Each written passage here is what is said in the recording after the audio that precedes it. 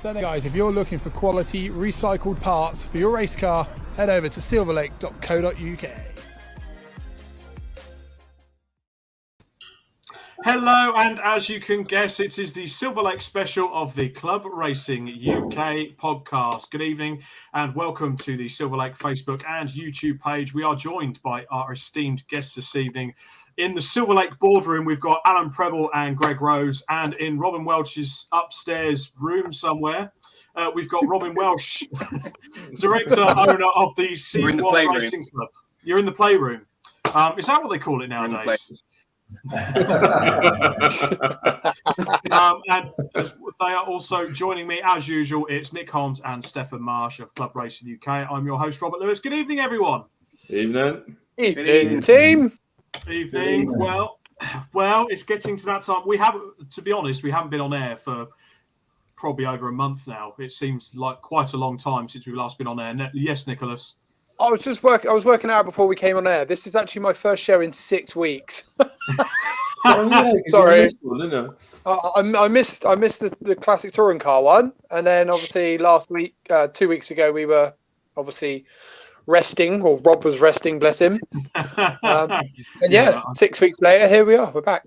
Yes, I arrive on this show I arrive on this show approximately 56 grams lighter, according to my surgeon, but hopefully all clear.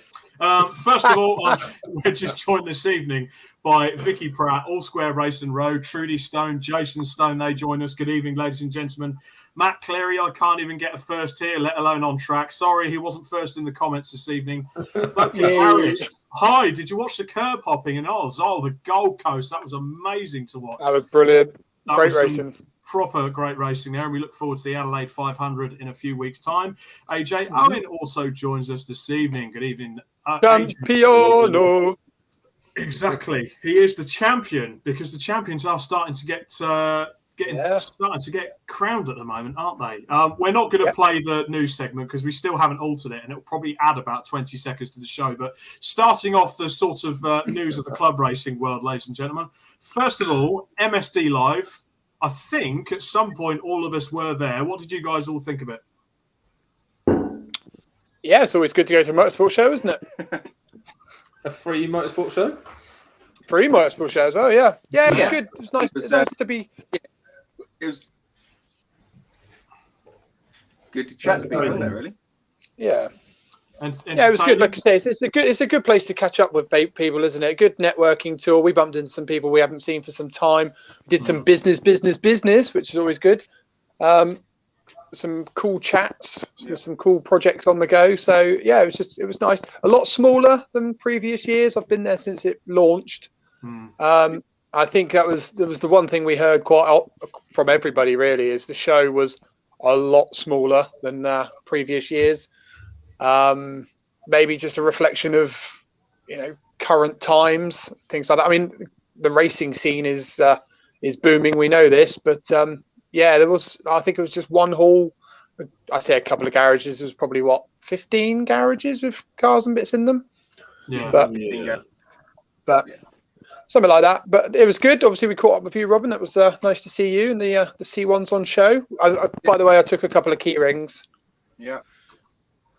Yeah, so my girls were running around with nice little Silverlake key rings. Oh, bugger. Many of them. That's it. But no, it was good. I think for me, I'm just going off on a tangent here, but it was a lot of talk over this new Audi TT series coming out. That seemed to be incredibly popular. Which is good. Good looking cars, and what was that? I think they were fully built cars for 15 grand. Yeah.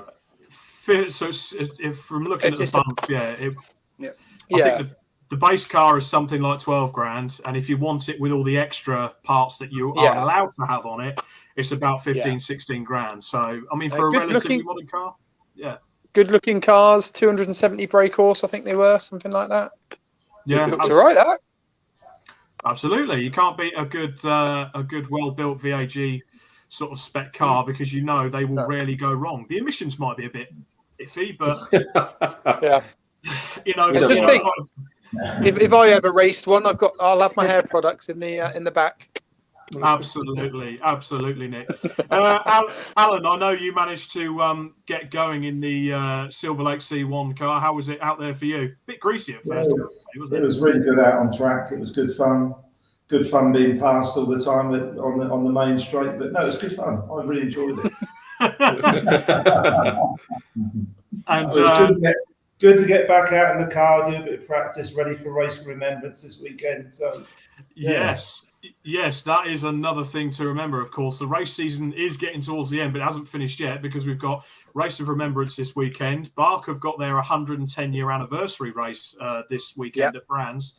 We had the Walter Hayes Trophy. I mean, the race season, there's still loads of track action going on. And, of course, in 2 weeks, Steph, you're racing at Brands, aren't you? I am indeed. So, Steph's going to be making his Turismo X debut. No. We've decided to go back to the TDC. Well, it turned out if we did Turismo X, obviously it would mean that me and Justin would have our own race. Okay. But I believe we'd also be the only car in that class.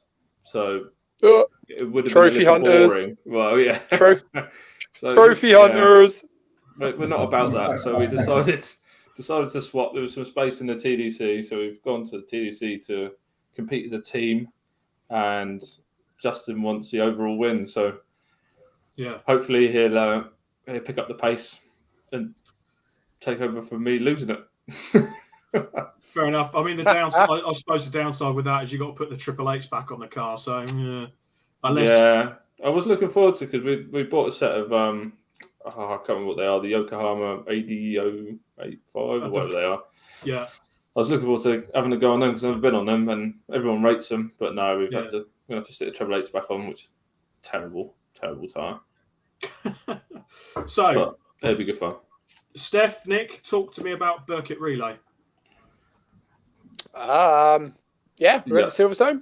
We did the Burkitt Relay with a haphazard group of ambassadors. Poor old Nick Braun-Vaughan couldn't make it because his car blew up. And then we also got a couple of other people on board. Obviously, people that weren't involved. Well, we had previous ambassador Dan Cogswell's Almira there, but it was actually Steve driving it, and he did a pucker job of that.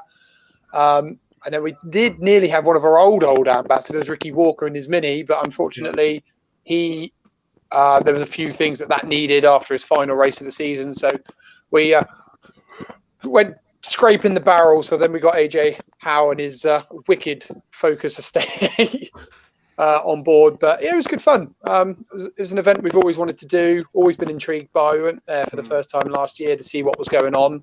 A year down the line, we still don't know what's going on. No one ever does. We had 5 cars there. They rotated around all day. No issues really. AJ had a few minor things, but nothing drastic. And I think we came 40th overall. Obviously, the handicap was up and down like a yo-yo. We didn't, obviously, having AJ's turbo car there put us in a different class. So we weren't ever fighting for a race. We just went there for a good time, really. So it was good fun. It was a good little send-off for the ambassadors for the year. Yeah. Absolutely. No, fair play. I was going to bring some photos up, for some reason, the ones I uploaded earlier have not appeared on the banner. So helpful StreamYard, thank you. That's when the software doesn't decide to work properly. But if you do get a chance, get yourself. I grabbed some of Felix Brown's photos to bring them up. If you have got a chance, get yourself onto Felix Brown's page. There's quite a lot of good pictures up there of the cars that Nick's just mentioned in the Burkett Relay there, including a hot, steamy photo of Nick Holmes looking all super serious. On the looking.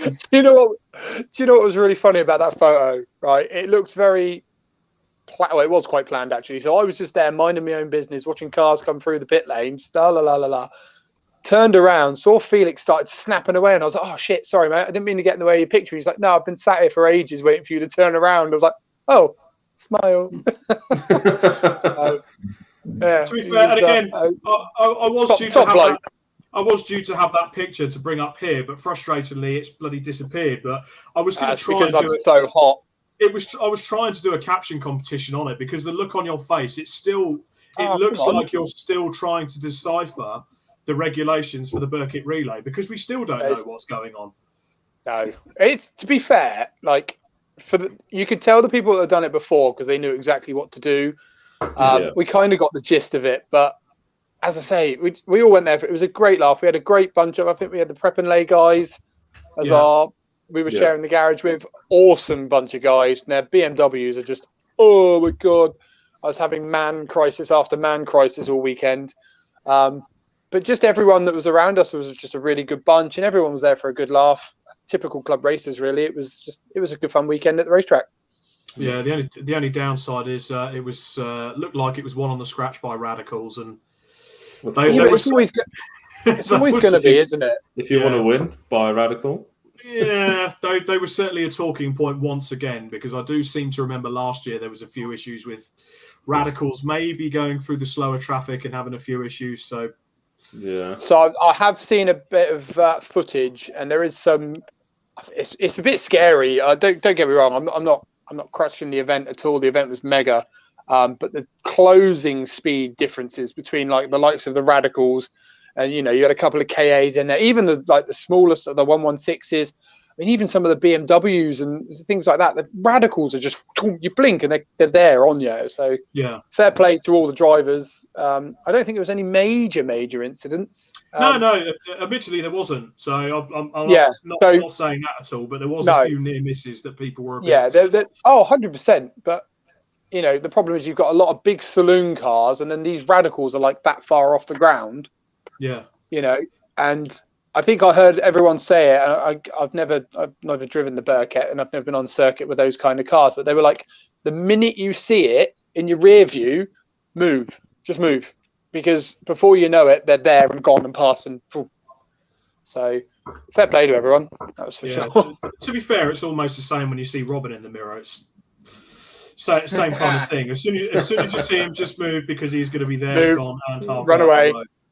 Absolutely. Right, just back to some of the comments tonight, because you're right, Nick, it is quite busy tonight. Mark Watts joins us. Stephen Cogswell joins us, one of the ambassadors. There he is. Aimee Cross. Now, I will say Aimee is the marketing manager at Silverlake. Aimee was going to join us tonight, but sadly, her little one has had a dose of appendicitis and had to have her appendix taken out. So You're watching Aimee. Love and best wishes to little one. I hope she recovers soon from everyone on the show tonight. And all the best. We hope you're well, and we will look forward to having Aimee on the show another time. Jamie Peters Ennis joins us this evening. Good evening, Jamie. I should have some pictures here. Hi, Jamie. Adventures. No, that's disappeared as well. No, but Jamie, actually, to be fair, he messaged me during the week. He was out in his Fun Cup at the weekend, or maybe just the week before. Got his first test in the Fun Cup car and wanted to tell us about what it was like. The Civic Challenge. John Peerless joins us. Good evening. Good evening. Another bit of news there, chaps, actually. So the BRSCC have been announcing after announcing all these they are taking over the world. That's what they might as well just put. Everyone, we've taken over the world. End of. Well, I'm gonna put this bluntly, and I'm not doing this to blow smoke up anyone, because I do a bit of work with them, and especially with you said do. But it's a phenomenal club, and it's run by racers, and they do a good job. So obviously the main news that everyone looked at, Stuart Lyons has decided TCR and Civic Cup, to rejoin the BRSCC from a few years ago. It rejoins in a lot better health than it was before. With that, Civic Challenge is moving to Time Attack and being run by Time Attack themselves. Club Time Attack, that is. So that allows John Peerless and the folks there to get on with actually racing their cars. And there's a lot of moving. I know the ST150s and the XR Challenge have kind of merged together to create one championship. There's loads going on. It was all it's really exciting for us, because we keep seeing these announcements popping up. It's like, oh yeah, that's a cracking idea. Oh, this will be good. Oh, that'd be good. That's a very good idea. That's a very good idea. And the race season hasn't even finished yet, and we're already talking about next year. So. I actually, I really like the Evolution series. Do you see that? Yes. So they just for anything new, basically, they've got it all in one race. So if it's new and it's not got its own grid, they just call it the Evolution series. So rather than having them all just, lots of diluted grids, let's put all of them in one grid. Well, this is the thing. We've had that conversation on this show many a time, haven't we, about dilution and these really small grids that are going to drop off. And obviously BRSCC have seen it, noted it. Obviously, they're not going to be dumb to it. And to bring out, revamp the idea and put things in like that. It's brilliant, cracking idea. Yeah, because it then gives them their own grids to thrive on, and give them, they can see how they can watch how their business grows and their race series grows, and if they want to tweak any ideas, they can do that with the safety net of having the bigger combined grid. And it works. Of course it does. The Cook Sport Renault Trophy was announced. That looks really cool, because that brings all the Clio Cup cars back into one place, old and new. So I'm looking forward to seeing how that goes. The classic VWs have decided to stay with the BRSCC, where Track Attack kind of moved over to BARC, but there's a couple of offshoots I can kind of see there. So we'll work on that another day. Back to the comments. We're 20 minutes into the show and we're still in the news, so it's been quite a packed few weeks. Definitely. Jamie Peters Ennis, Burkitt was mega. I've spent more time running to the penalty box than being on the pit wall. Whoa. Jamie, give you mini drivers. Yeah, Jamie, give him a kicking next time. Give him a kicking. Do you know what the best bit about the C1 race is? When you're on the mic and you sort of walk down and especially when they're on a 3-minute stop-go penalty, can I just have a chat to you? No. Bang. I did that twice at Croft and had the door slammed on me. It does make you laugh. Johnny Berry, scraping the barrel now. I feel all right. I didn't have the car ready for the Burkitt. Love you really, Johnny. Love you, Jamie Moore joins us as well. Good evening, Jamie. Evening, Jamie. Edward Sibbald. The Burkitt was an amazing event. Never raced Silverstone before, and it was the top 3 days of my life. Wedding, kids, etc. My granddad took me to Silverstone in his MG years ago and gave me my need for speed. All at MJ Motorsport had a great time, bar Matt, whose bonnet tried to enter his windscreen after 3 minutes. Oh, I did see that. Top tip number 1. If you're going to go racing, what is the last thing you check before you go out on circuit? Bonnet pins. Bonnet pins, 100%.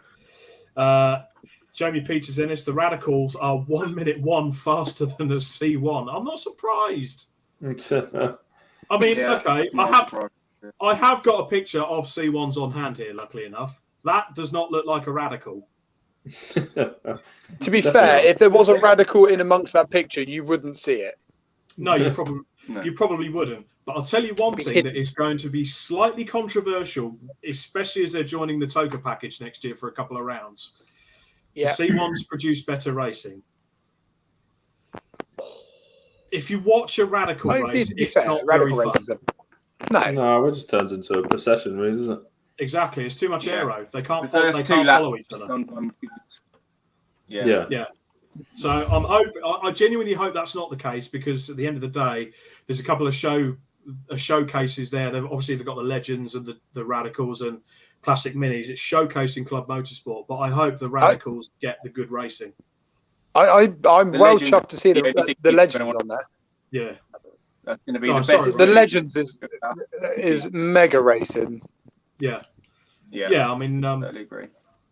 At Brand's just gone. I very quietly popped down on Sunday just to have a walk around, and in between massive rain showers, the racing from the Legends was very good, especially in the heat. So, like you said, Nick, it's tight pack racing, no aero involved, and they're tiny little cars. So hopefully they can produce some of the good racing that Ginettas were good for. Right. Just down to the last of the comments, James Ibbotson. Cameron Bell joins us, one of our ambassadors. Good evening, Cameron. Jamie Moore, that's what our guy said about you in Duralast. I think he's referring to about bloody mini drivers or something. Possibly. It wouldn't be towards Stefan his mini, because the thing never fucking worked. Savage. Well, I was always badgering them for parts, though. Yeah, true. That's a good point. Didn't he start bringing supercharger belts for you? I think he did. Incidentally, Jamie Moore has got a lovely Audi S3 for sale, by the way, in race spec, ready to go. Alan, that's one for you, mate. Get yourself a nice turbocharged Audi. Just going to put it out there. If he wants to promote it on our socials, then he head to www.clubracinguk.co.uk/advertisement. Absolutely. Before you start shouting that one out, Rob. Okay, fantastic. Well, to be fair, the check's just cleared, mate, in my account, so sorry. That's right, then. Jamie Moore, he's on about the closing. Oh, the closing speeds. Fair enough. Sorry, mate. Mike Harris. Good evening, guys, from me and a newborn baby. Congratulations. You say the newborn baby? Yeah. It's dropped. That means he can come to Anglesey. Oh, yeah. Tomorrow. Yeah. Oh, crap. That is a good point. Mike Harris, let us know the sex and everything like that, and whether you are coming to Race of Remembrance. Oh, yeah. In the comments. He doesn't need to be at home now. To be in one of Alan's cars. He was in one of Alan's cars, but he had to pull out because the baby's here. That means you can't drive Robin now if he comes. No, it doesn't matter. I'm so old anyway. There'll be space, don't worry. Robin, just for the record, you said he had to pull out because of the baby, but that's kind of how it works. He didn't. I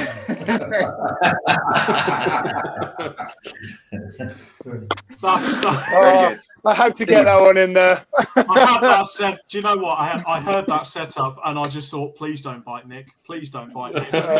Come on. If you're going to give me a terrible joke, I'm gonna bash it out of the park. You know that. To be fair, it was pitched up there. You just smacked it for 6. Fair play to you. Right. Yeah. It brings me no further ado. We're 25 minutes in, and we want to talk about the main subject this evening. Before we do, our main guest this evening, although they don't realise it yet, or I did sort of pre-warn them before the show, they are actually going to help us draw the raffle this evening. Yes. Yes, they are. They are. So, shall I hand it over to Steph? Because do you want to leave the main prize until last? Should we be sneaky? It doesn't work like that, I'm afraid. Okay. Oh, what? It's completely random, so there's no way that we could be frigging it or anything else. So I can't decide what prizes come out first. Right. Oh, okay. No, that's absolutely fine. Well, Steph is going to take over at this point because he knows how he's going to do it. Our lovely guests listening, because I have a feeling you're going to be picking some raffle numbers. Crack on, Stefan. We've done all of them. We've just done a few. Oh, let's do a few. Why not? We'll do a few more at the end. Do a couple, Right. and then we'll get into the meat, and then we'll do a couple at the end. Okay. So, Alan, you're going to choose a prize first. So, if you can give us a number between 1 and 8. 7. 7. So, the first prize up is the Club Racing UK Teamwear T-shirt. Oh, That's the best prize. Robin, can you pick a number between 100, between 1 and 107? 69.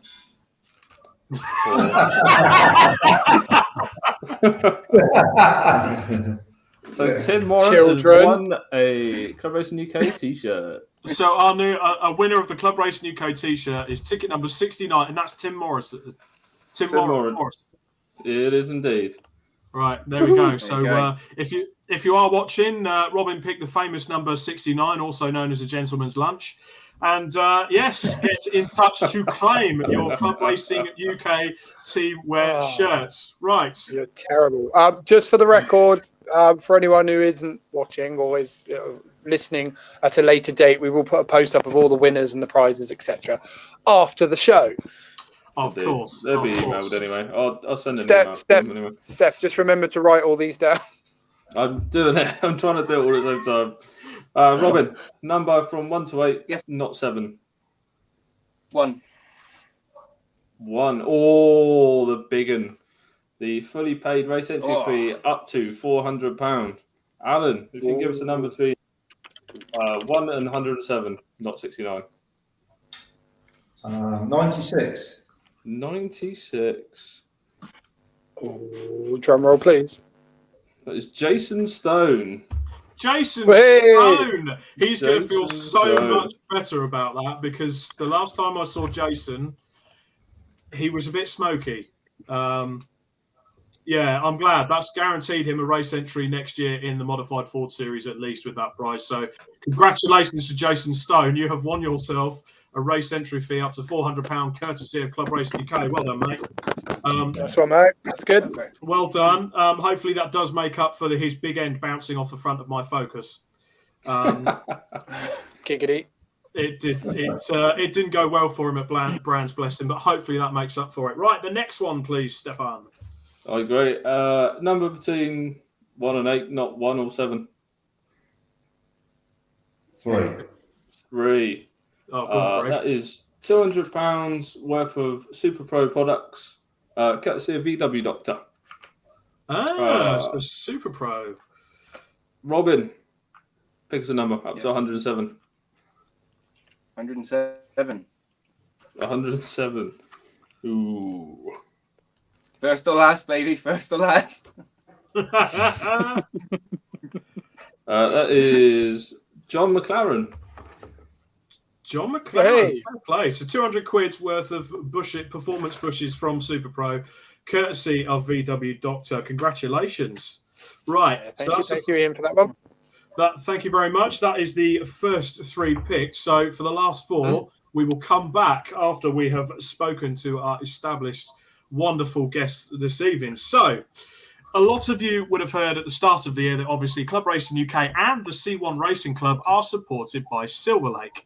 Now, I'm not going to lie, if you will hear the name Prebble, you will probably think of 2 lads racing at Castle Combe in their very, very, very fast cars. Although Gary has been around the country for the past 2 seasons in the Pre 03 Championship. So obviously, Alan, you've got 2 very fast boys there. But your company, Silverlake, started in 1946 by your dad, Norman Prebble. That's correct, yeah. And now you're running what is a huge site down on the south coast. So what was your first foray into motorsport, first of all? Watching my brother Brian, which is Gary and Adam's dad. He was a British champion of Wendy Wall's championship in his Hillman Imp. Yeah. So, yeah, I used to go along there with him and watch him race. It was quite good to see him win quite a lot and crash a lot. So, you know, he's pretty quick at his time. So, yeah, it's good. Apologies, I got that mixed up. I thought Gary and Adam were your boys, but No, they're my nephews. Oh, your nephews. I don't know if that's even worse, because that means they can get away with a lot more. But I don't think so. Not on his watch. Especially Gary. There we go. He's a child. There we go. So obviously, your foray into motorsport, sort of watching them and your brother, and we kind of, so Robin, your association with Silverlake, it's all kind of intertwined with each other, because Greg that sat there with Alan, so Greg was originally your boss when you first started work. I mean, it's kind of a match made in heaven for you guys, particularly for the C1 club. So how did that come about, Robin? Yeah, really, as you say, it's all very intertwined and goes back a long way. Obviously, we're both on the South Coast, which is super convenient, but nothing to do with the partnership, really. It was just, the sponsorship program came about. Silverlake were there. I've known of Silverlake obviously my whole life, being on the South Coast. Used them, for years and years and years for bits all the time. Whenever I broke something, it was always first place to go. And it was just a very, very easy, natural partnership. And I think it's really, it's worked out fantastically for C1 Club. Having Silverlake at all the meetings, all the parts, it's definitely working very, very well. And the name is getting out, amongst other particular series as well. So it's all going to plan very much so. Well, the reason I this is sort of the start of a big plan for Silverlake with Alan, and the reason he's obviously continuing to support the C1 club and came aboard with Club Racing UK this year is times are starting. Nick, you alluded to earlier. Okay, you read the news nowadays; it's going to get bloody tough. Oh, of course it is. And times are changing as well in terms of how we look at things and buying new parts and looking at recycling in particular and using the green side of sort of scrap car. Everyone thinks of a scrap car as something that's rusted up and of no good to anyone, but they're just not. They're not at all. No, the amount of times you will talk to someone and they're buying a truckload of parts and they're all brand new, when effectively you can go to somewhere like Silverlake, as I have done this year for the Focus. I've gone to their U-Picket yards and I've grabbed a couple of hubs. Even for spare parts, you grabbed a couple of spare hubs, you grab a couple of bits like that. And a fantastic example is with my work this year with the C1 Racing Club up and down the pit lane. You will see them with a lorry full of body panels in the back and supplying bits to the likes of Amigo Motorsport, and occasionally getting the Champers themselves. So this was Anglesey this year. The second time I managed to cover the live stream for the C1s this year. But how good have Silverlake been with the C1 Racing Series, Robin? In what respect, particularly, just the sort of as a sponsorship type program? Everything, the whole. I know there's sort of multi parts of it because, of course, Alan and co turn up with a truckload of C1s which they wheel out. They're a bit difficult to see, but camo livery. Yeah, it goes way more than just a sponsorship program with Alan. That's one thing I will say. He's on board with anything and everything C1 Club do. They're there. They support us. They help us from every particular angle. They're just always there helping. I really like the way that my C1 Club customers haven't got to worry. They know there's always plenty of spares at meetings. And that's not just panels. I mean, this year I just did a little list of stuff they've been helping customers with. So it's been everything from obviously wings, bumpers, panels, but fuel pumps, gear linkages, gearboxes, engines themselves, doors, everything and anything that could possibly go wrong at a race meeting. They've got it in the truck. They get people out, and their mechanics again get on board and help people. It's really good. It's a very club racing type community around it all. Absolutely. Alan, what made you in your right mind decide I'm going to put a couple of C1s in and go racing myself? It's something I've always wanted to do, a bit of racing. I used to do a lot of karting when I was younger, at a lot of the indoor tracks, but never found the time to do it. And I got invited by Gary and Adam, my nephews, to go along to Rockingham. I did my first race on the back place. Yeah, great. That was my first Talking race. About spending lots of time in the penalty box. Yeah, definitely. No, it was good. It was really good, and it was really sort of a lead up to going doing Spa, which I was really keen to do. So I had to get all my certificates for my national license within 6 weeks. So I did about 6 or 7 races and marshalling and everything like that to get my license. So and we went racing in Spa, which was just great fun. And really sort of the first sort of getting involved in it. It was just such a great group of guys. Everyone was having fun, you know, and I just thought it was a great fit for Silverlake. You know, I just thought low cost racing, we do low cost parts. I just thought, you know, I really sort of got inspired by it. And you know, bless Carol is not longer with us at the minute. He was such a lovely guy that's great time to sit and have a chat with, and Philip as well, of course. And I found it something that would be a very good match for us. So that's really sort of, I pestered Philip to try and put a pace car out there. He was never interested in the first couple of years before they decided to sell it to Robin. But you know, Robin took on the idea, and I just think it just needs to make something professional with the C1 club. You know, it's just a great place to be. That's the case in point there, Alan. So we've just brought up a picture there of the lovely resplendent Silverlake's as DS3, isn't it, or just a C3 safety car? So that kind of really, like you say, just brings a nice professional look to what you do with the series. Yeah, and really, I found that when I was a young kid, my brother-in-law Peter Stride it races with my brother years ago in the Imps. You know, he used to take me along to the 24-hour Le Mans, and I just thought it was very similar doing the 24-hour races. And I just thought, well, it just puts it in so many more people's budgets to just have such fun, you know. And some of the videos that Philip and Carol put out there of all these Americans coming over and had so much fun, you know, it's just quite inspiring, really. And I just think this is a great thing to be involved in, you know, just do whatever we can, support Robin to bring the profile up of it and make sure he has a great time. And, you know, I always found it frustrating watching my brothers, you know, they have a 15-minute race, they get one fault and put the car on the trailer and end up going home for the rest of the day. But at least you see what you do a 3-hour, you've got a chance to enjoy yourself. Just great fun to watch, and just great people around the pits as well. So, and that's really my main reason to get involved. So enjoy going to the racing and just a good fit for Silverlake. Absolutely. I can vouch for certainly the evening life at a C1 meeting with the Silverlake, the back of the Silverlake lorry open, the beer fridge there, the music playing. It's a good atmosphere. Not so good for the headache the next day, but we deal with that as it comes.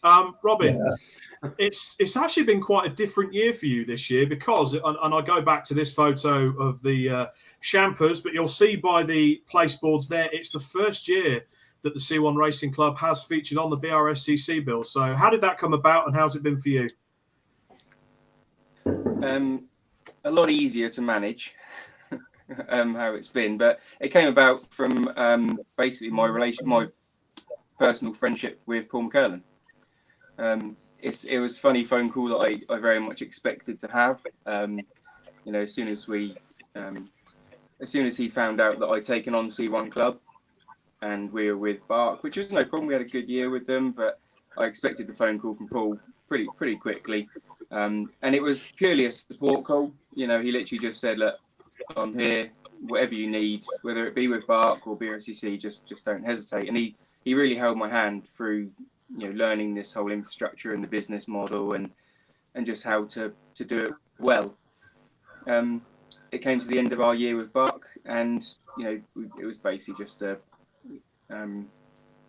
BRCC offered us to use their booking system, Race Hub, which has streamlined the booking process, you know, a lot, because Alan mentioned Carol, who was one of the original founders of C1 Club. He designed the original website but it was a little bit of a dated system, and a lot of people couldn't suss out how to work it once he passed away. So I needed a solution. BRCC offered us to use Race Hub, and he said we probably like the way that they do things. It kind of made sense for me to go with a friend. You know, I've known the guy for so many years from the Compact Cup day. There was a lot of trust there, so he sort of held my hand, and we went over to BRCC, and the customers really, you know, I think everyone's had a brilliant time with it. People are noticing the little differences, and it's only little differences, but it's the little differences that make a difference to the customers weekend. Dotting the I's and crossing the T's, isn't it? I mean, like you say, we've already mentioned it this evening. Sorry. Well, I mean, the two chaps to the left and right of me got a chance to sample said C1 machinery in the Team Morwin car. Unfortunately, it doesn't look like that now. We won't go into that because you know, poor old Vince. But so Nick and Steph, you actually got your first taste of 24 hours this year, didn't you? We did, yes. For me, it's always been on the cards. Obviously, being winners of a 12-hour race, it was only natural to move on to giving a 24-hour race a go. Sorry, I had to get that one in there. So naturally, obviously, I always wanted to give a 24-hour race a go. Like Alan said, you know, watching, you know, Spa and all the Le Mans and things like that. It's always something that's tickled my fancy as such. So then, when the opportunity came up and some deals were done and things like that, and getting to trial the C1s was a cracking laugh. And like I say, again, not just saying it because the guys are here with us, but the actual paddock vibe was incredible. I mean, top. I have to put our thumbs up to Team Morwin. Really, they put on a massive spread. The team was all it was just a cracking weekend. Really, I sleeping in the back of Steph's van and me whizzing around on an electric scooter in my speedos and things like. It was just a wicked weekend. Well, you know, Tom, obviously Robin's partner in crime, was very nice and posted a picture up of me in my pants. This man here. There he is. It was, yeah. So it was just a cracking weekend, and yeah, he's top lad as well. But I'd definitely come back again. I'd definitely come along and have another go at 24 hours for sure. It's so frustrating. Top 5 we were in easily, if not better. But that's endurance racing for you, though, isn't it, ladies? Yeah, we were doing well. It was a bit frustrating. So we've got an unsettled score, I reckon. So hopefully we can coax the team back into a reunion for 2023. Wink, wink. Outstanding. So, Robin, any other standout moments for you this year, or is it just been plain sailing? Standout moments. I don't know. I mean, we had such a good time at a lot of the race meetings. Myself and Nick was mentioning Tom. He does so much for us as well. You know, the guy deserves a whole load of credit. He really does. You know, he does. It's just we work fantastically together, and I think it's a pretty good balance. But standout moments, don't know. For me, actually, it was probably an overwhelming sensation at the end of the 24-hour race. Actually, I actually had a bit of a tear in the eye, which was a bit overwhelming. But I don't know why. A bit of a tear in your eye. I think that's an understatement. Yeah, you know what? It was really weird. It was just such a sense of achievement, even from a managerial perspective. You know, I enjoyed the event so much. And to see so many of my customers that have become very good friends, you know, achieve finishing a 24-hour race at Silverstone GP, it's just an amazing sense of, amazing feeling. I'm really proud to be a part of it. Fantastic, mate. Fantastic. Absolutely.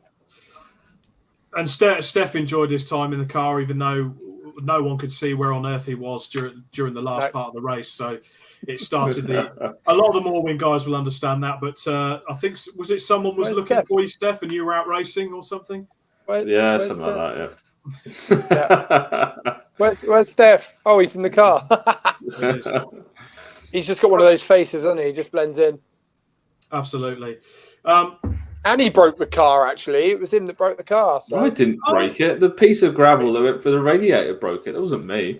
Yes, it's a good point. There was a lot of gravel chewed up. Well, to be honest, as speaking from my point of view, Robin technically ended up my employer this year, and is now my and is my employer going into 2023, 2024 and onwards. So I'm now the official pit lane reporter as a result of the 24-hour race onwards. So I think I'm just going to come out and say it. I think I speak for every person that's involved with club level motorsport. You've absolutely smashed it out the bloody park this year, boy.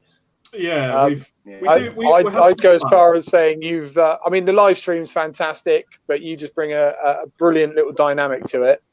The enthusiasm behind it, the professionalism. It's been mega, mate, and it's good to see you thriving in that. So, props to Robin and the team at the BRSCC for letting you loose, because you are a bit of a live wire. But I mean, he's with BRSCC this weekend. Yes, so I am, albeit I'll be gingerly walking up and down the pit lane due to current events, but I will be covering the pit lane for the Race of Remembrance this weekend. Need to get him a mobility scooter. Yeah, that'll have to be what it'll be. Get me a little mobility scooter. Yeah. I mean, or just a wheelbarrow to rest your one ball in. Yeah. To be honest, I mean, I can walk and drive. I just can't do any lifting whatsoever while I'm still repairing. But yeah, to be honest, I'm looking forward to it. But genuinely, thank you for the kind comments. It's something, I'll be completely honest, I wanted to do it at the 24 hours to see if I could do it, and I did not expect any of this to happen. So what's happened this year has been absolutely fucking magical. But next year, Rob, next year you'll do the full 24 hour, not slumping off to a hotel. I didn't go to a hotel. Where did you go? Well, you went somewhere. You didn't stay at the track, did you? No, I went to a boat. I went to Mum and Dad's narrowboat because their marina's about 45 minutes away. So I went and saw Mum and Dad. And none of that next year. Well, it all depends on what's going on in the live stream. But I will definitely be camping out at the C1 races, because normally you turn up on a Friday, you get very drunk, you wake up on the Saturday, you cover the racing, you then go and get drunk very much again. You normally end up in something very special called the Heisenberg. James Paulton, if you are watching, we love you. Oh, it's a secret. Yeah. Don't ask about Heisenberg. It's like Fight Club. Don't talk about it. Or, as we did at Anglesey, you end up in the Silverlake garage, and every time a beer ends up empty in your hand, Alan comes up to you and gives you another one. It's fantastic. That's his magic beer fridge. That is the magic beer fridge. It refills it for you automatically every time. Right, back to some of the comments. Let's get back to some of the racing at hand. Matt Clary, which C1 team has bought the most parts? Oh. I don't know. Left I think Emax Motorsport. Emax. Probably Emax. Yeah. Well, to be fair, they run through no fault of their own, I must add. No. But then, to be fair, they do run a lot of cars, and I mean a lot. So, I mean, the proof in the pudding. Every round. Yeah, the proof in the pudding was, I think it was the 4 races that James and Jake Little ran 4 on the bounce, so they can run some cars, that's for sure. We're looking forward to them next year. So that kind of answers that. Stephen Cogswell, they're up for 2023 24 hours. So Steph, Nick, get your yes. CMR boys did a mega job, actually. What was it? I think we punctured the radiator. I think was it 17 minutes from pit in to pit out. That was a full radiator change. I think it was less than that. A hot radiator.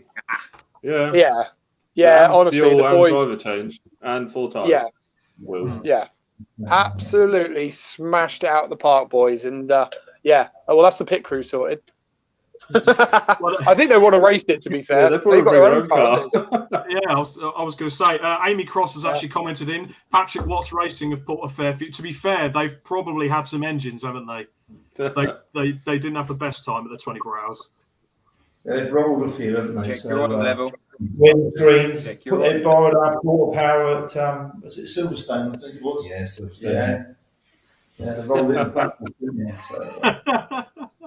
So the one thing I do actually want to talk about now, just quickly, and it's relevant to Club Racing UK, it's relevant to C1s, any club racer that's out there at the moment. So obviously with the winter builds coming, and just general maintenance bits that you need to replace on the car, Silverlake do actually have an email address for you. So after this show, we're going to put up a page to tell you exactly where to contact to get hold of your motorsport parts, and it's motorsports@silverlake.co.uk.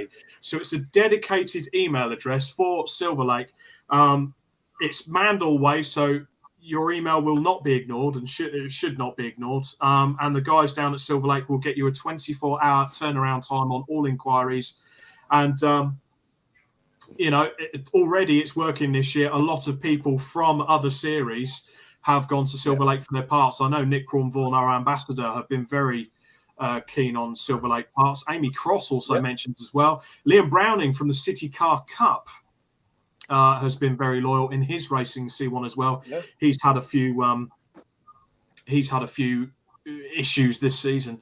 So thing is, I've got to just say it now. I've just got to say it now. Obviously, a lot of the club racing cars that are out there are getting on a bit, and they are racing cars. They do get abused.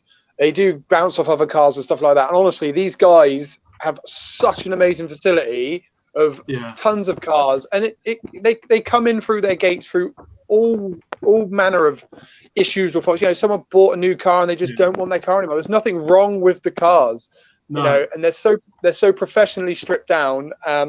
All the bits are labeled, all the parts are marked.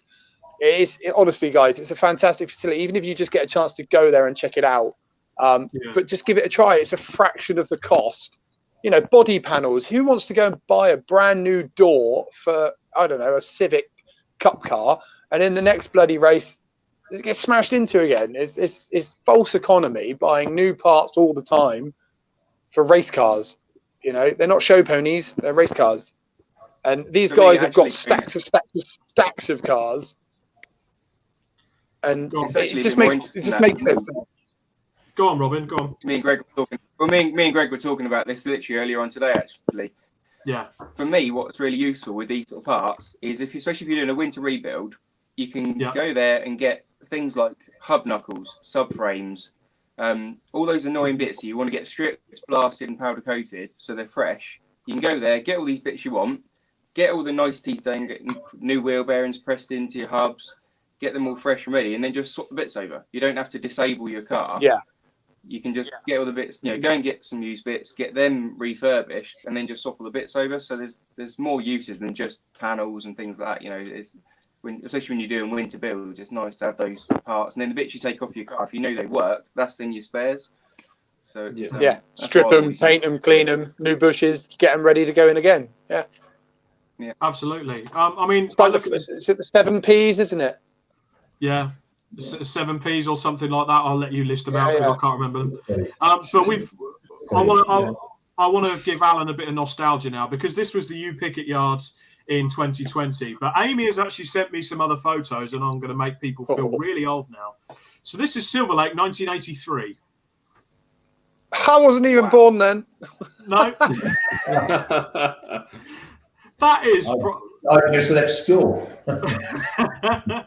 This is Silverlake, 1988. Look at it's a Mark I Golf on the back of. Is that a Bedford trailer? No, that's an old Vico. That is a Vico 4910. Yeah, and that's the entire staff there. So you can see it's a lot smaller than it is now. And now, like, we've gone into 1990, and now we've got a color camera image. Some of the cars in that photo. Don't. Oh, go on. What we got there? So you got a Montego. Proper cars. Yeah. Is that a Chevette or is that a Senator? There's Citroen BX. There's Mini Fiesta Mark 1, Polo Mark 1. There's Mark 3. You kill for some of those cars now. You probably could. Look at us. You can all see our ages as well, because we're all coming up to the camera like, I'm not seeing my age. There we go. So if you are, just for our audio listeners, when this goes out on Spotify later, we've got some old images of the Silverlake yard and how it's grown over the years. This is 1996. Now, I'm not looking into the camera that badly to look, but obviously there was quite an expansion between 1990 and 96. And this is obviously the present day. So this is the back end. You can see how big this place is. That picture does not do it justice. It doesn't. It doesn't at all. Now, It's huge there. We've got about 350 cars in our self-service yard. So you can come along. We're open on a Saturday till 5 o'clock, on a Sunday to 2 o'clock. So for them that are working hard in the week and they want to come down the weekends, you know, all the cars are up on stands, and what you can't get off yourself, we can always get it ordered and taken off you in the week and get it delivered on one of our vans. So, you know, we won't always have what you want, but we'll do our best to help anybody out in the motorsport and anybody else that's not involved.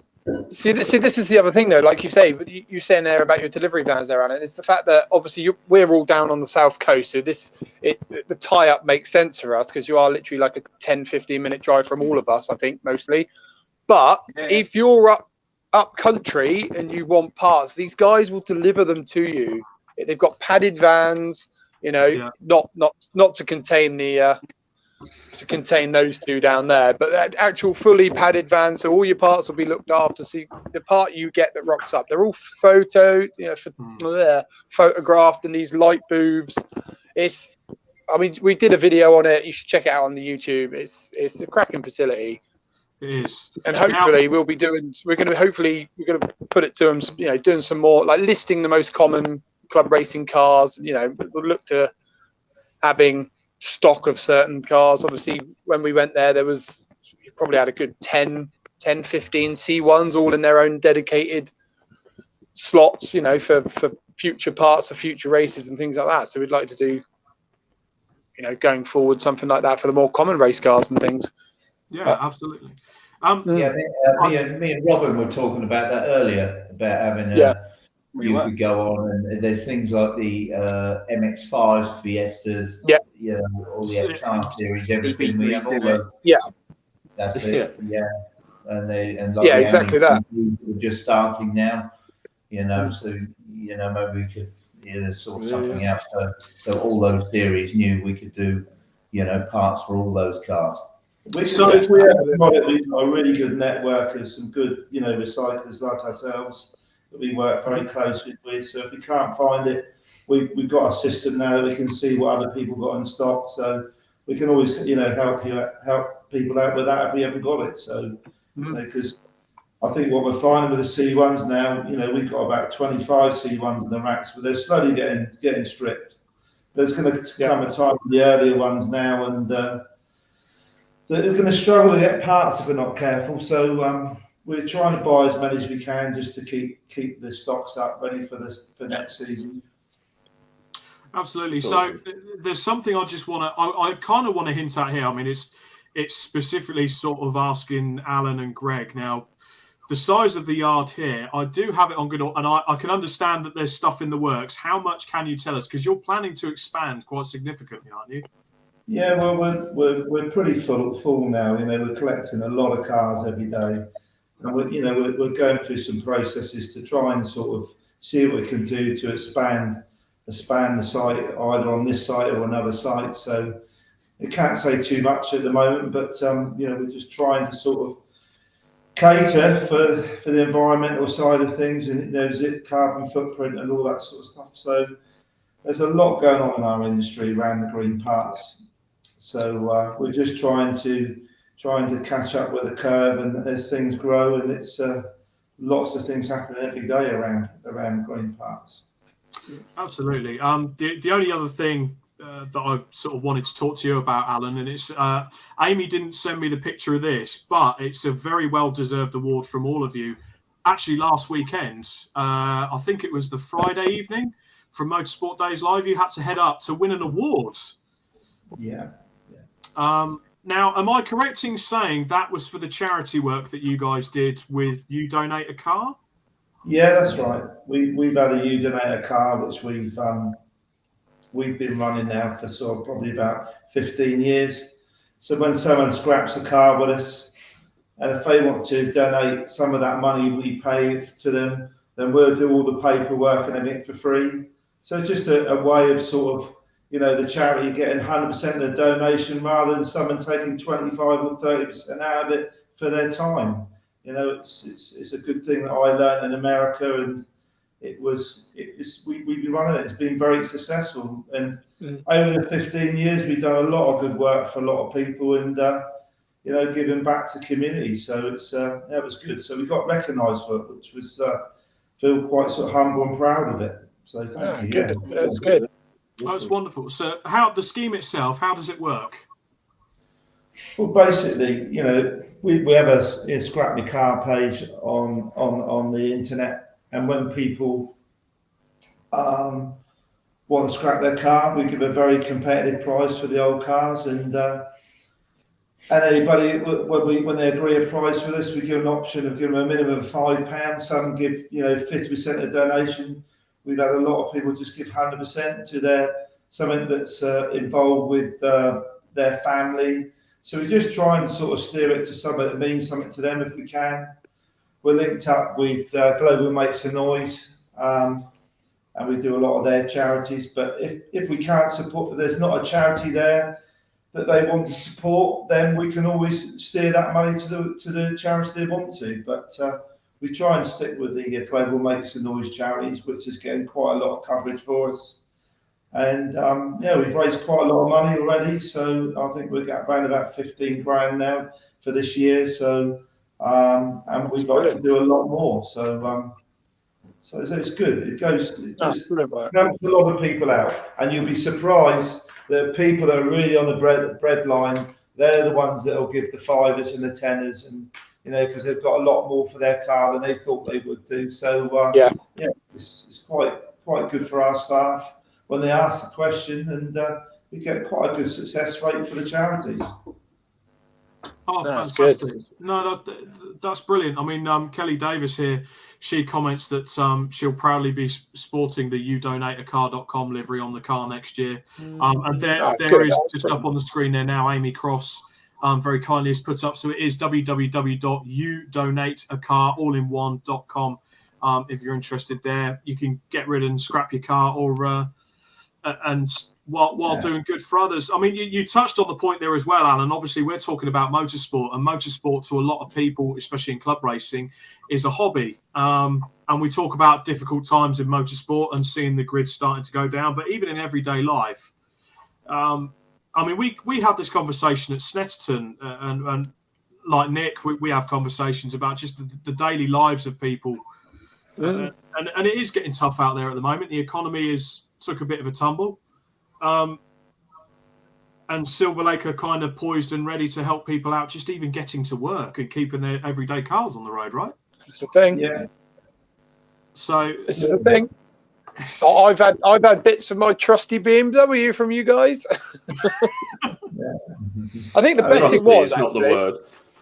Well, look, it's now working courtesy of these guys down there. So, but that was another great thing, is I needed a rear hub for my BMW, and I paid for a rear hub, but then I also got the drive shaft, everything else with it. So it was just bolt that straight on, job done. Fantastic. Not only did I get it cheaply, I got more parts than I asked for, and made fixing the car even easier. But no, I mean, it's to be fair for Silverlake, is that something that you kind of take a bit of pride in, the fact that you're helping people by providing this service? Yeah, I think the most important thing, we open on the Sunday morning, which our staff don't like doing much, but I think that being able to give people that work in 5-6 days a week that opportunity to get their car back on the road a cost-effective way, if they've got that mechanical experience, or they've got a friend that can help them do it, things are going to be tight. And if they've got a starter motor that they want for 20 quid, they could buy one from us for.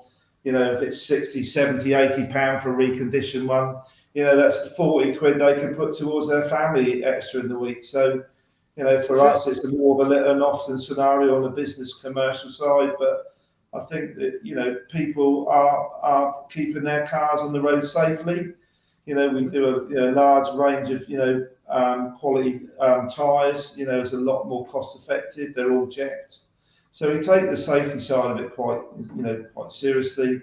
We've got fitters here; we can fit them. We do as much as what we can. That's our That's our USP. We're here to save people money, and the more we can do it, you know, the more successful we can be, and more cars we can have involved in the yard, and you know, and just get people passionate about their cars again, really. So learn how to do it and save a few quid rather than paying 50, 60 quid an hour to a workshop they just can't afford to do. You know, it's just it's good fit for us. So we're looking to expand. Thing is, just picking up there, Alan, you saying about the passion for cars, right? Everyone get in the comments now. Put your hands up. Who, when first getting into cars, went to their local scrapyard to get bits? I did. Yeah. Go on, get in the comments, everyone. We've all, if you're passionate about your car, that's actually quite a fun, like, afternoon, morning, day out. You know, however long it takes. Yeah. Going down, seeing what's in there, whipping some bits off, and then whilst you're in there, sometimes you're like, oh, actually, I could do with some new mats for my car as well. Exactly. They're in there. Yeah. James Riley Racing, my mum did. There we go. Now, I'm not saying you should do this at Silverlake, at the U Picket Yard. Please don't. But you always went for the fuse box, didn't you? Fuses. Don't know what you mean, Rob. So don't worry about that.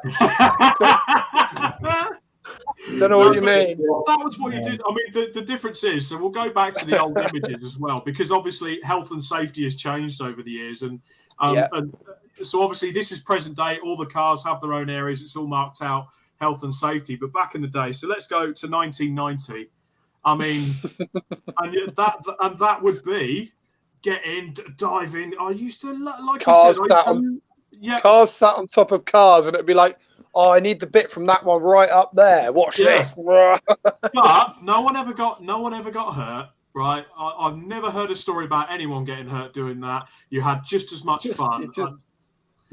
Yeah. The thing is, some people learn that way as well. With a car in a position where it's not necessarily, you know, your car's in bits at home, you can go and have a look at a particular car in the yard, see what's what, take some bits that you might not necessarily have wanted. Yeah. You know. Yeah, it's just But one thing we're doing, Nick, is no matter what the make of car is in that yard, there's one price for one part. Don't matter if it's off a Mercedes or it's off a Polo, it's one price. So just as you've got a nice car, in our full service, in our self-service yard, we price it as one price. So if the door is 25 quid off a Mercedes 200, it'd be the same off you know, a Citroen C1. You know, if you're going to do the work, you go to the effort of taking off yourself. There's some good savings to make from all. Yeah, absolutely. Absolutely. But to be honest as well, you have got some cracking rows of cars down there. It's half of it is taking the bits off the car that you need, and the other bit is I'm going to have a look and see what they've got. And I think the last time I was down there, I did see something like an old, I think it was an old MG Maestro. Something like that. There is some. God, I haven't seen one of those. Yeah. I think when we were lucky enough to come around for the tour, obviously when we did the video and like Aimee and everyone was showing us around, I think you had like an old Morris Minor van, like the old wooden-sided van up on the rack, and you're just like, what? Where do you even get one of those from? So you'll be very surprised what's in that yard.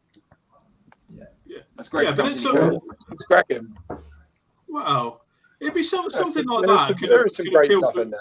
Yeah, but something like that can appeal to. So we've already covered motorsport. Well, obviously the C1 Racing Club as well. We've covered the everyday user. But what about the people that are driving road cars that are now? And I'm talking about. And don't say anything, Nicholas, about it's going to be worth as much as a Cosworth. But cars like mine are starting to get a bit pricey for bits. Old Fiestas, XR2s, Escort XR3s, VW Golf Smart 1, 2, and 3. All those old school. I mean. You say that. I mean, my car's approaching 20 odd years old now. It's a 55 plate BMW 3 Series. And how many diffs have you been through? How many what? How many diffs have you been through?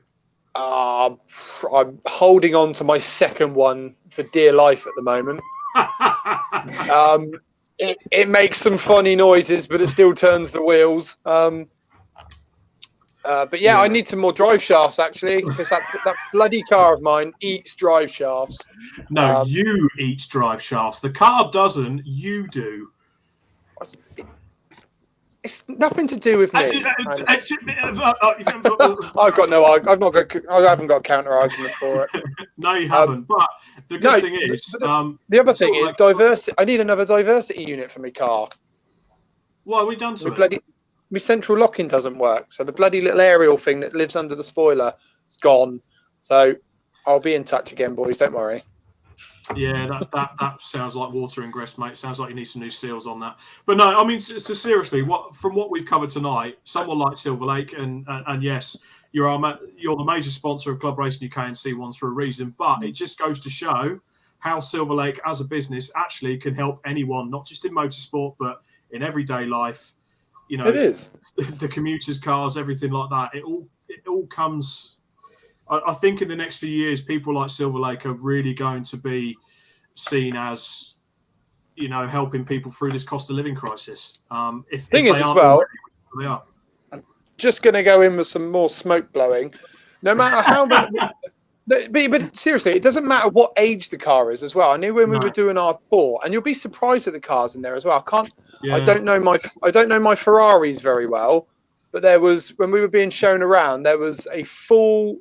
I don't even remember what Ferrari it was, but it was a full interior and bumpers, wings, bonnets. Whoever wrote that is a plum. But 488. Oh, was it? There was a 488. So you had bits like that in there. Obviously, I think you guys will be dealing with like the newer stuff, like at Teslas and things like that. Obviously, your business is evolving into looking after things like that. All these new things. Yeah. You know, you look on the road. There'll be one of their, you know, whatever car you see, there'll be one in their yard, easy. Yeah, I can imagine as well. Barrow Garage. Vic has commented, my first job in the motor trade was at a breaker's yard in Surbiton, and I ended up buying the place in 1977. Oh, wicked. Good God. Matt Clary, I think he's a bit confused. We're not talking about a veterinary surgeon here, unless it's a hybrid cat. I think he means car. Yeah, I mean, so Greg and Alan, with the new hybrid stuff coming through, is there much different? Have you had to sort of adjust quite a lot in the yard to cope with the influx of electric and hybrid?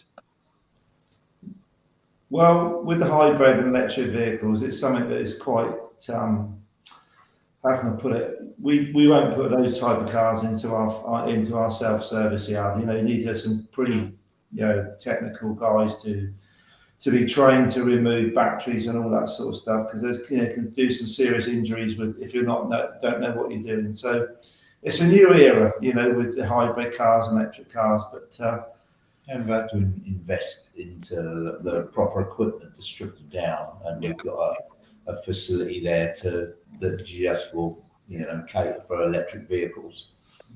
And hybrids. There's, you know, the car park's going to change quite radically the next sort of 5 years, you know, so it's like most things in life. It's a new thing. People get to learn about it, and you know, I'm not really sure the batteries are going to be. They're going to be a good second life for batteries. So, you know, they've been used in the households and stuff like that. So there'll be a different revenue stream for us as a business, but you know, there'll still be in our lifetimes, we're still plenty petrol-driven cars for us to smash up and buy parts for and use. So, you know, and a hybrid car, you know, or electric cars is a very expensive car and out of a lot of people's price ranges at the moment. So, yeah, no, definitely.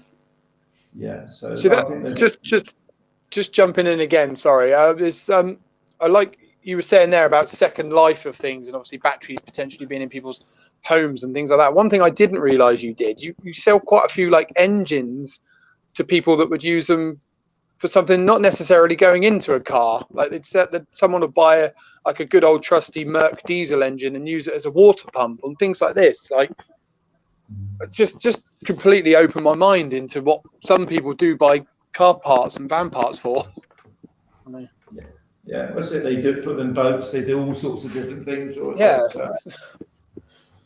So no, there's still a lot of life left in our industry yet. So this is what we're pushing forward to.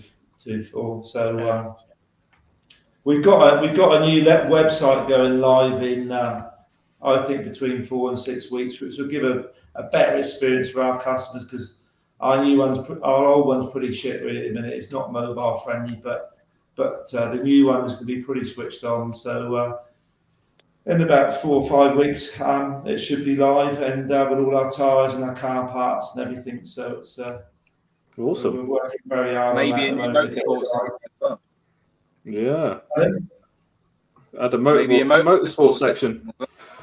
Yeah, maybe. Yeah. I haven't had a chance to talk to Alan about what we were talking about earlier on. So we're doing it now. Let's do it. Just throw it straight in there. Talk about it now. You're playing. yeah, No- we nothing know like a business now. Greg earlier. No, it was my angle was purely club racing, so I figured Silverlake's website, you hit the motorsport button, and then you scroll down to the series: Mazda Mark 1s, 2s, 3s, Civic Cup, Fiestas, C1s. You click the series, and then it shows you what they've got for the. It's easy for Silverlake to plot what series there are available, because we all know the common one make series. We know the common one. We know the most used cars, most used series, etc. Exactly. Perfect. Yeah. It's amazing we have a very similar idea of talking to each other. There you go. Yeah, well, that's a good idea, Robin. So when we get it live and get it all working sustainably, that's we'll have to give you commission on that idea. It's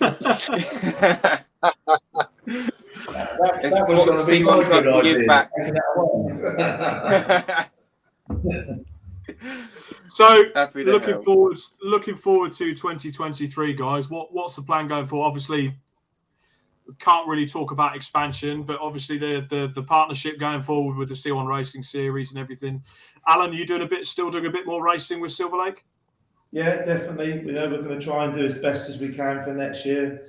I only did about four rounds this year through family commitments and everything, but hopefully I can, do a similar amount next year. If I can do a couple more, then I look forward to it. It fits around my personal stuff. So, but our Silverlake truck will be there every time with the staff and other people doing it to support Robin with, the tyre fitting and parts and everything. And we're just trying to learn, do it better each time we do it. So it's just such a great series, such great fun for everybody, and we just need to keep it running as smooth as we can, and keep coming back. Fantastic. Greg, we haven't had a chance to speak to you a lot tonight, but so how? Just quickly, so Alan sort of got you into Silverlake to sort of keep the daily goings on ticking over. Is that right? You're sort of looking at how to improve things in and around the site and make it more efficient. Yeah, it's basically trying to get the people to work together better and keep the flow going. From when the car comes in to what avenue it goes down, and to this or like the. How many cars a day do you get come in there? About 120, would you say? Yeah, you get about 100 odd cars a day coming in. And you've got to make sure that they're processed, because another 100 will be in the following day. So you just have to keep on top of everything and keep it flowing. Jesus, so just by very, very sketchy maths, you're nearly at 3,000 cars a month. Yeah, that's it. Crikey, that's unbelievable. Go and spend. Yeah, spend a day there. It's relentless. There's a lot of stuff that we're just working on very hard to get more parts off on the shelf, to handle, all those cars and get enough parts off quick enough before we scrap them. It's quite a bit of a minefield.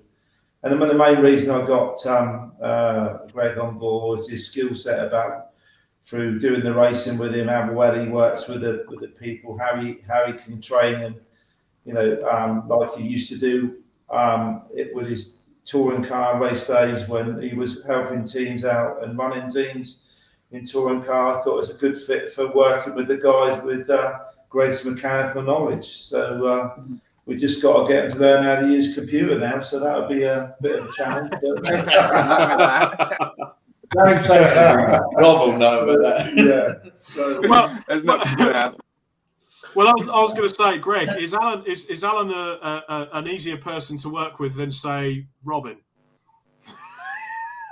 Oh, tipping him. And have you got any embarrassing stories of having back in the day? Because obviously, Robin, you started working for Greg, and I did. Yeah. So, any stories from any juicy gossip from back in the day we can embarrass him with? Yes, I've got one. Okay. The funniest thing that's made me laugh the most is Robin can't ride a motorbike, so he was outside revving the crap out of a little Honda step through. And Chadders, who comes and races us with Chadwick, he decided to walk up behind me. He walked around me and just stamped the thing in gear, and then we watched Rob tear off across the yard through the shaving of the fence.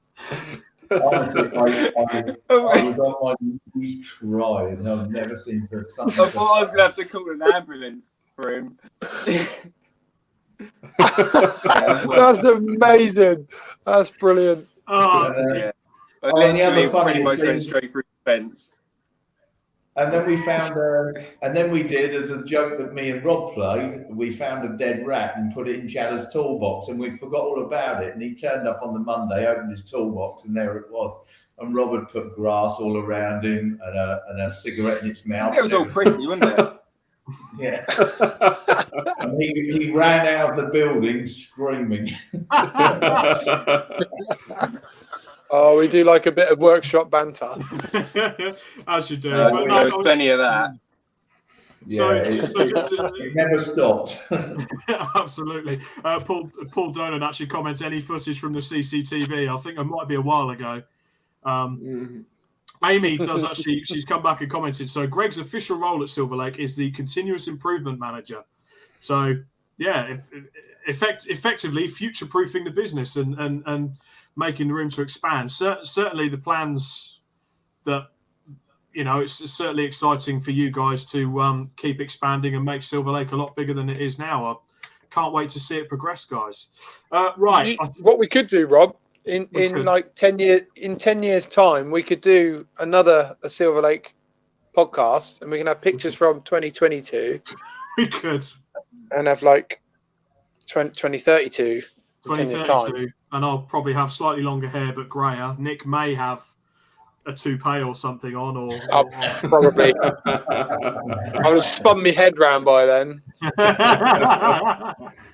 But no, seriously, guys, it's really exciting to hear. But I think now it's time to see if we can give some more people some wonderful club racing prizes. So it's back over to Steph. Should we pick the remaining prizes for our wonderful? Yeah, let's do the remaining prizes. Greg, what have we got left? 2, 4, 5, 6, or 8? 8. Ooh, the Club Racing UK sticker. Robin. Everyone loves a Club Racing UK sticker. Yeah. Go for it, Robin. Any number. 5. 5. It's James Stone Street. James. Hey. Self sticker. Alan. What have we got left? 2, 4, 5, or 6. 2. 2 is a track day, courtesy of Marketing Delivery. Oh, this is the second prize. Second best prize. Greg, any number up to 107? 100. 100. This is where Steph's using his fingers, isn't it? John McLaren. John McLaren. He's won himself another prize. Lucky boy. Hey. Lucky boy. Well done, John McLaren. So that is the track day courtesy of Marketing Delivery. Right. Is that 2 prizes left now? We have got three prizes Okay. left. 4, 5, or 6. Alan. 6. 6 is Uncle Luke's Sign and Sticker Shop surprise bundle. Robin. Go for a number. 75. 75. It's Tim Morant again. Lucky Tim Warren. A lot of people bought a lot of They did, yeah. They really wanted to win. Gotta be in it to win it. This is it. This is exactly it, and we should give a massive shout out to all the people that supported the summer raffle. It was brilliant. It was good fun to do, actually. Absolutely. So we've got 4 or 5 left, but they are the same prize. There's 2 of them, so we'll just go with a number. So, Alan, any number up to 107? 23. 23. It's Graham Collison. 23. Hey, you did a C1 meeting at Snetterton. Fantastic. What was the prize? The prize was a £50 custom racewear voucher, courtesy of Turn 7. There we go. So you can get yourself a nice talk. Put it towards a nice talk race suit or a nice pair of gloves. Maybe some custom underpants. Yeah, I was gonna say custom underwear, and I'm like, no, that sounds dodgy, but no, I'll run with it. Racing underwear, nothing lacy yet. Yeah, just a quick one, Rob. Do you have to now wear custom underwear? Why is that, mate? Because obviously you're missing a plum. Oh no! Everything's fine down there, mate. Don't need any custom. A thong's a thong, eh? Exactly. Exactly. Actually, I bet it's easier now, isn't it, to wear those thongs? Pretty much. No matter just tuck it in the middle.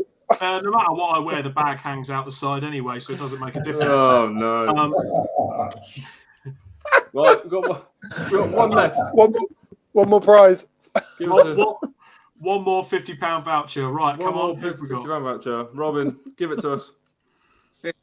46. 46.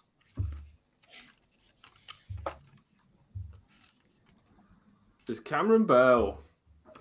Oh, hey! Ambassadors won a voucher. Right. Got a £50 custom racer voucher, courtesy of Turn 7. That is it. Done and dusted. Thank you, everyone. Thank you, to everybody. all the partners and everyone that donated to the raffle. Thank you very much. Just a huge shout out, to obviously Jeremy and the team at Marketing Delivery. Obviously Ian Fowler at VW Doctor.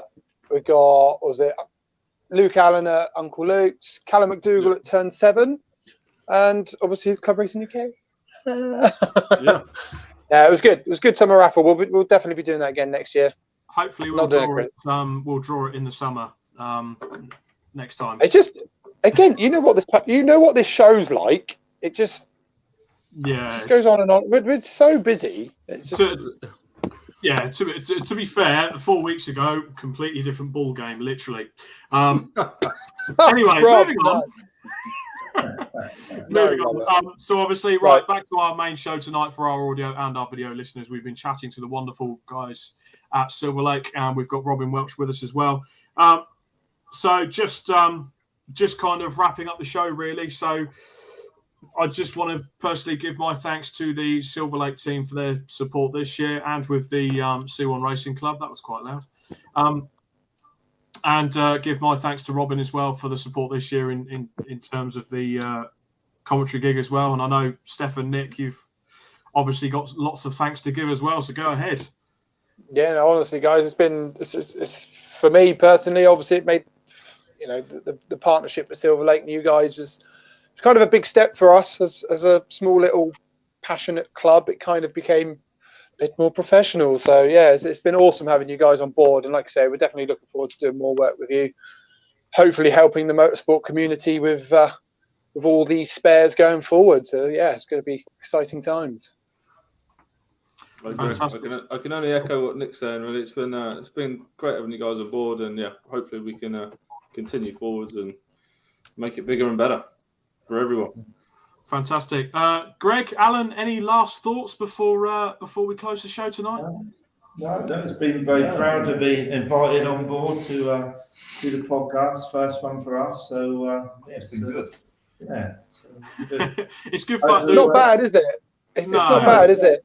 A lot of people come on going, "Oh, I've never done a podcast before," and actually, it's pretty chilled and it's not too bad. And it's good having the interaction of all the guests and the all our fans watching as well. So it's always nice to have people on board.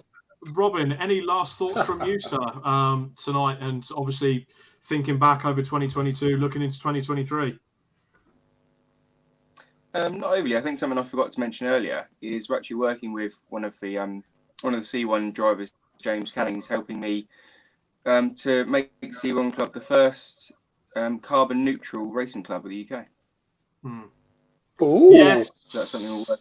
Yeah, yeah, it's a big thing I'm pushing for next year. So the customers are going to have the option, but when they book into a race, they're actually going to have the option of clicking to offset their carbon footprint. So we're going to be working with. We've got a couple of options on the table at the moment. We're working with quite a well-known company in the UK, Racing Carbon Neutral, and Ecology, who are another profile that we're working with. It's just whatever. We're working with whoever's going to be able to give us the most carbon offset for the money is what it's going to come down to. And basically, when you check out for racing, when you book onto race, it's going to simply be a button. Do you want to offset your carbon footprint? Click. But to put it in perspective, how much it's going to be for something like the Snetterton 5 hour, you'll pay £1,200 for the race entry, and it'll be less than £50 to offset your carbon footprint for that weekend. And that's for the team. So that's for the whole race entry. So you think if every driver split between everyone there, it's hardly any money at all. But the difference we're going to make will hopefully be dramatic. And to put it simply, and something like that is certainly an initiative that a lot of clubs should take up.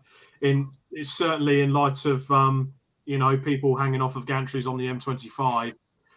To put it simply, the eco. You don't want them hanging off the start line, do you? No, but no, obviously, snow plows. Obviously. It's starting to happen, it's and it won't. I think we're going to go racing regardless, right? So yes, we just so you may as well. The more we can do, it helps Johnny Polar Bear, doesn't it? Maybe, Robin, we can offset some of the reuse parts off against the carbon footprint as well. Might have a link in some of ourselves towards that, which we're doing within the club. Fantastic. I mean, yeah, it's actually that's one thing I wanted. Good fit. That's something I wanted to mention. Obviously, for every time you guys are buying parts from Silverlake, you're taking less away from the production lines that are churning out these new parts. So you want to do your bit and save the planet a little bit. So slow that production down by using the parts that are already out there. It's just absolutely. Well, to be fair, the production line's quite slow anyway because you can't get parts for anything at the moment. So no. That's where. Isn't it still that boat's problem? Isn't it still because of? Oh no, it's everything else as well. It's everything else. Yeah, but I mean, to be fair, Greg, we had the conversation at MSD Live. You used to be able to get engine parts like that, and now it's 6 months to a year. It's crazy. Yeah. But again, it's because the wind is blowing in an easterly direction. You think? Absolutely. But we make no qualms with saying this. That's the reason we've done this episode tonight, and the reason that we love having Silverlake on board. It's why people like Silverlake can help the motorsport enthusiast, the everyday driver. Period. 100%. There we go. Yeah. Right, guys. All that leaves me to do, especially from Stefan, Nick, is there any other business? Yes. There is. Go on. Go, Steph. You go. The ambassador program for 2023 is now open again. It is. So if you head to the website, www.clubracinguk.co.uk, head to the ambassador section. It gives you all the info on there. But obviously, like we have done in previous years, we'll be following 3 drivers, give them all the support we can give like we normally do, plus the partners involved with products and their support, etc. Again, we'll be doing a pre-season track day to get everyone together, have some fun, obviously a bit of pre-season testing. Again, we're planning to enter the Burkett Relay again with the ambassadors, and we'll see how it goes. Hopefully we might be able to do some more stuff, growing every year, so we'll adapt to stuff as it goes along. But guys, get your entries in. All you got to do is become a member and send us a little email what you're doing race-wise. You don't have to be the best racer. You don't have to have done 10 seasons. You don't have to have won trophies. You don't have to have £1 million. You just have to have the passion to go racing and to send us an email. Yes. Can I Absolutely. Absolutely. You can enter. Get over onto the website. Go for Anyone can enter. Anyone can enter. I'm actually hoping to do some racing next year, so that'll be quite cool. Oh, well, there you go then. Yes, Robin, modified Fords, first round, Silverstone GP circuit. You know it. What, That's in his Honda-powered Ford? Nick, you do realise how many cars on that grid are powered by their engines? There's a class. I know this. I'm nuts. Yeah. Besides, let's be honest. Robin Welsh on any grid will be at the front, no matter what he's driving. So look forward to that grid. Do you take that mantle, Robin? Because let's see if you can get on the front of the grid in our Vauxhall Vectra if you want. I'll let you have a go in it. Depends what class you're going to put. As long as if it's got a chance, then yeah, no worries. Only if you finish building it for us, Robin. If the car can do it, then no problem. Yeah, come and help us build it, please. Absolutely. To be fair. Yeah, to be fair, Rob, it would be quite a good initiative. It's about bloody time that Vectra had someone good behind the wheel. You set me up for that one. Nick's face just said it all. Yeah, I'm driving it next year. Right, fair enough. In that case, it is Rob, then, yeah. Rob, when am I getting back in your focus? Never. Oh, right. You don't want to see it going fast again, then? Okay. No, unfortunately, no. You know what happened with my last effort? I went pirouetting at Druids a couple of weeks ago. But yes. Yeah, where's the footage of that? You went racing, and where's the footage of you cocking up? It's quite good. It is quite good. I am going to tell you what. I'll put it up on the socials in the next few days. But I did go for a little pirouette with Druids. This is bullshit. You just because you host the show doesn't mean you can pick and choose what you stick in here. To be fair, I uploaded a crap load of photos this afternoon onto StreamYard, and it goes an error occurred and then loses them. And going back, did you upload your little accident at Druids? No, I didn't. That's one thing I didn't upload. Anyway, give the people what they want to see. We can sit here bickering all evening, but Alan and Greg want to go home to their beds, to their slumber. I do have one last bit of breaking news before we go off air, but I'll let Robin get his bit in first. No, it's probably related, but it's just to say ROR next weekend, so everyone in club racing, get on. If you're not going to come, watch it on the live stream. It's a charity event, so whatever you can do to help Mission Motorsport, it's they do so much for everyone. It's a huge event, and let's get behind it.